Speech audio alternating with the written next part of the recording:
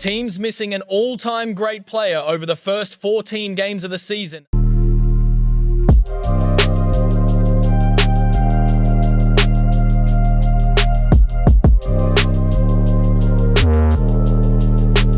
aren't supposed to start with a 10-4 record. It just doesn't happen. But the Lakers did it. They did it because Luka Dončić has been playing like the best player in the league. Austin Reaves is having the strongest start of his career. The role players have stepped up and the offense actually held together. And now they've added LeBron James back into a team that's already figured out how to win. And in his first game back, it looked scary good. Suddenly, a team that was supposed to be just fighting to stay afloat might actually be one of the most dangerous teams in the NBA. LeBron made his long-awaited return against the Utah Jazz, a team that always seems to be on the wrong side of some historical Laker moments. And they were just a part of another. But it didn't start that way. The first quarter looked exactly like what you'd expect from a team trying to reintegrate a superstar. The Lakers started Rui Hachimura over Marcus Smart, which wasn't the defensive look I was hoping for, and early on, it was a complete mess. The Jazz jumped out to a 16-6 lead. Luka coughed up the ball 4 times in the opening frame, and the Lakers gave up a nasty 36 points in the opening quarter. But every time LeBron touched the ball, good things began to happen.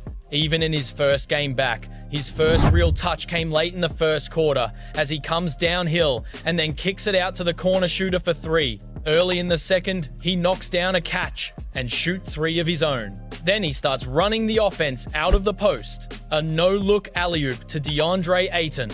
A nice pass to Marcus Smart, cutting for a layup and skip passes to shooters. He ends the first half with 7 points, 2 rebounds, and 4 assists on 50% shooting. And it really felt like he barely shot the ball. He was stabilizing everything, letting Luka and Reaves cook while only stepping in when the offense really needed an adult in the room. And the fact that his first bucket came off of a catch-and-shoot 3 might be a sign of how his role evolves this season. Then came the second half. LeBron showed everybody exactly why he still has a massive role to play in this offense. He's catching a hit-ahead pass from Luka and then making the smart decision to drop it off to Austin Reaves for an open layup. I mean, that is beautiful basketball. Then he hit a nice mid-range jumper and then he started absolutely picking apart the Jazz as a passer in the fourth quarter. 6 assists in just 5.5 minutes, 12 inches total, a double-double in his first game back. And most importantly, he kept his game streak of scoring at least 10 points alive, notching his 293rd straight game with at least 10 points. I mean, that is absurd.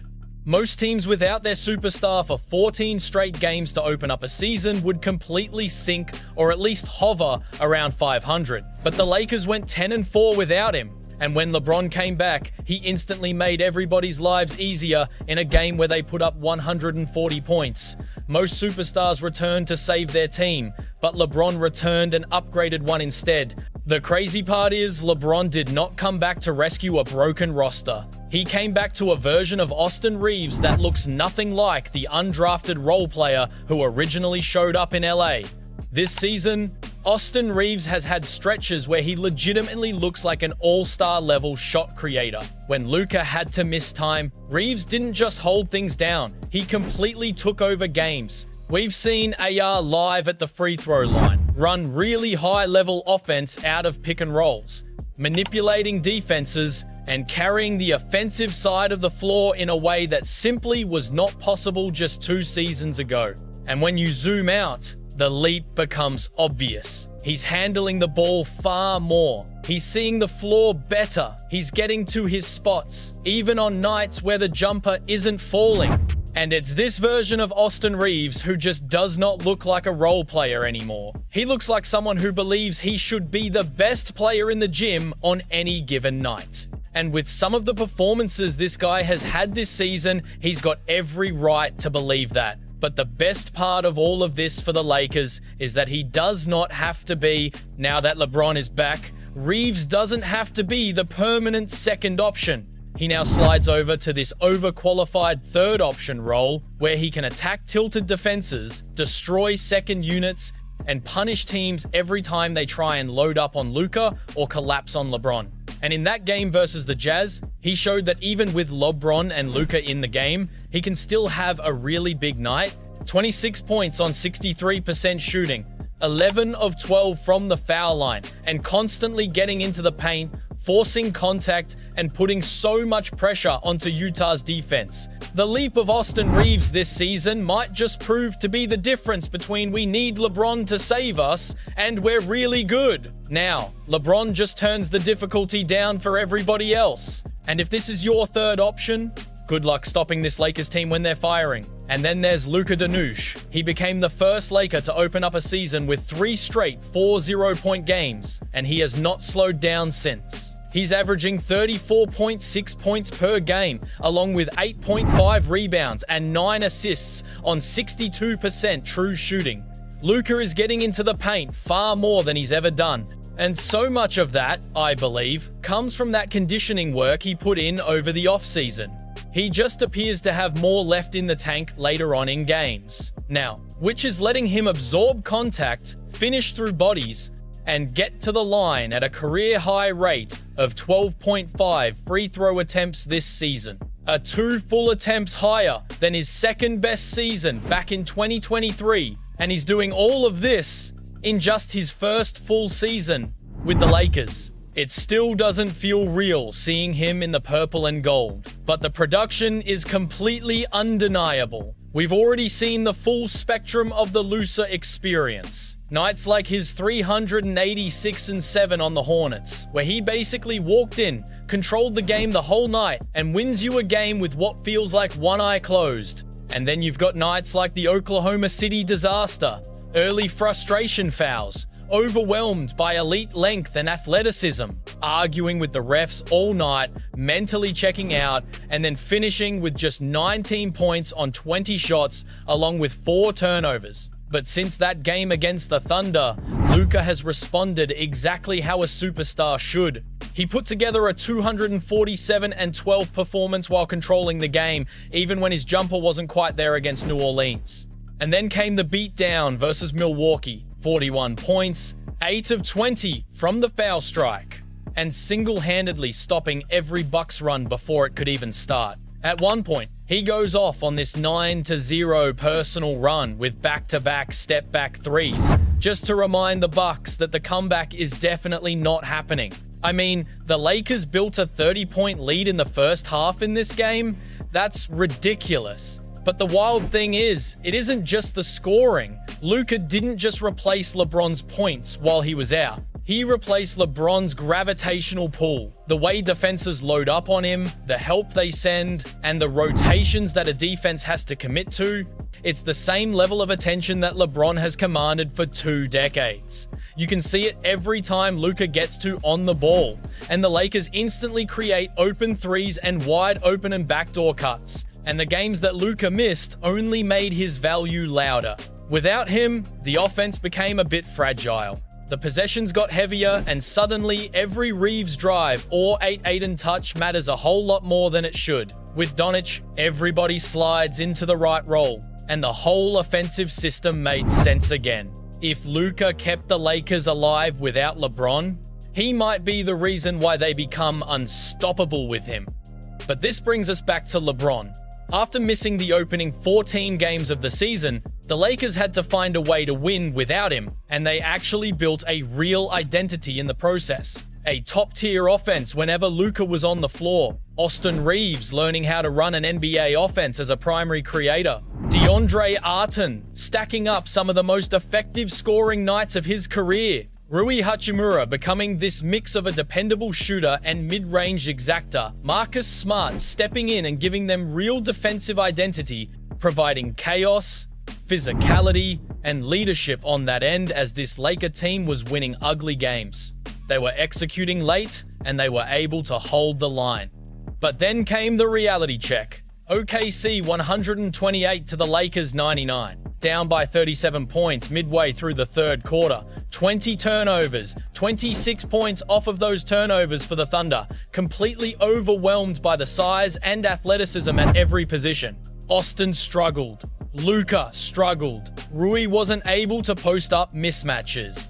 Ayton was completely erased. And the Thunder exposed every single hole in the Lakers roster construction pretty much in one night. And that's exactly where LeBron matters. Not as the high usage scorer that he used to be, but as something way more scarier for the rest of the NBA. A supercharged connective piece layered onto an offense that already ranks 8th best in the league. And we immediately saw this against the Jazz. He wasn't dominating the ball or hijacking possessions. He was mainly looking to score off the catch, played out of the post, and pushed in transition when it was available, spending most of his time just organizing everything. Hit-ahead passes from Luka turned into 2-1 second. Reaves' cuts became clear layups instead of contested finishes. Ayton turned into a lob threat instead of a post-up bailout. Role players like Gabe Vincent and Jake LaRavia suddenly looked playable because the ball was hitting them in rhythm instead of with 4 seconds left on the shot clock. And then came the fourth quarter, a full-on dying clinic. A pocket pass to Jackson Hayes for a wide-open dunk out of a pick and roll. A cross-court skip pass to Gabe Vincent, who was good enough to sidestep for the three. A baseline drive into a no-look dime to DeAndre. And then on the very next possession, he hits him for another no-look dime. Then a post-up touch where he finds the cutting Jake LaRavia, who throws it down for the foul and one on this one. He misses the layup, somehow gets it back, and then sprays it cross-court to Lavia for the wide-open three. 6 assists in about 5.5 minutes. 12 total, getting to double-digit scoring, providing the team with high IQ defense, directing traffic, jumping passing lanes, and saving broken possessions. It did not look like a superstar just trying to shake off the rust. It looked like a veteran point guard stepping into a Draymond Green type role. If Draymond could give you 20 points whenever he wanted. And that is exactly what this Lakers team has been missing. They learned how to play without him just fine. But now they get to learn how to win because of LeBron's return. He's going to give this team the half-court stability when defenses take away Luka's favorite looks.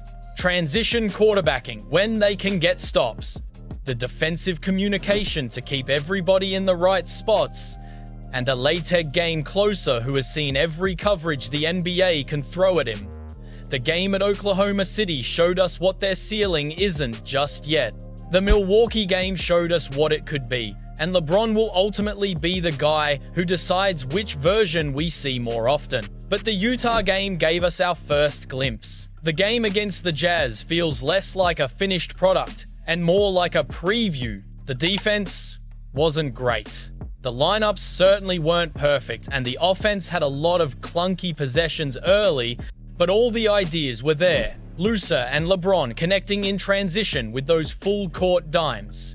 Austin Reaves operating off their gravity. Ayton finishing plays at the rim instead of trying to initiate them. And every role player being put in the spots that they need to be, making their workload far more simpler and not very difficult. Basically just catch and shoot threes and backdoor cuts. The Lakers have not been this healthy in years. I mean, they don't have a single injury on their roster right now. And that game gave us the first glimpse of what a fully healthy Lakers team's going to look like now that you've got LeBron James back in the mix. So, the question isn't whether or not the Lakers are legit. We've already seen the version of this team that survives a brutal schedule, gets wins on the road, and blows out a good team like the Bucks without LeBron, Rui, or Marcus Smart. The real question is whether the rest of the league is prepared for what they look like when LeBron, Luka, and Austin Reaves are all having incredible games all at the same time. Because if the Utah game is the floor for what this team's going to look like with LeBron back from injury, then the ceiling might be a lot higher than anybody expected before the season started. But if you think the Lakers are looking scary right now, wait until you see what Giannis has been doing so far this season. And if you want to see that full breakdown video, you can click here to watch it right now.